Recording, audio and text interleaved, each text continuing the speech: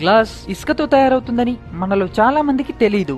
రాయిని 1700 డిగ్రీలు వేడి చేసి గాజుని తయారు చేస్తారు. ఒక చిన్న గాజు ముక్క ఎంత ప్రమాదకరమో మనందరికీ తెలుసు. ఇంత ప్రమాదకరమని తెలిసినా కూడా ఎవరైనా గాజుని తిని కడుపు నింపుకుంటారా? కానీ కాన్పూర్కి చెందిన దశరథ్కి మాత్రం గాజే ఇష్టమట. మందుకు బానిసైన ఈయన ఒకసారి గాజు ముక్కల్ని తిని సూసైడ్ చేసుకోవాలని నిర్ణయించుకున్నాడు. అనుకున్నదే తడవుగా కొన్ని గాజు ముక్కల్ని మింగేశాడు. కానీ అతనికి మాత్రం ఏమీ కాలేదు.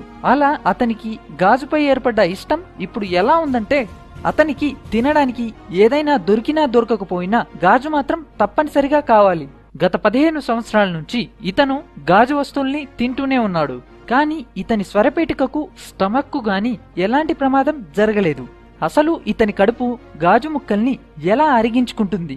15 సంవత్సరాల నుంచి గాజు ముక్కల్ని తిని కూడా ఎలా బతకగలుగుతున్నాడు అనే ప్రశ్నకి వైద్యులు కూడా సమాధానం చెప్పలేకపోతున్నారు.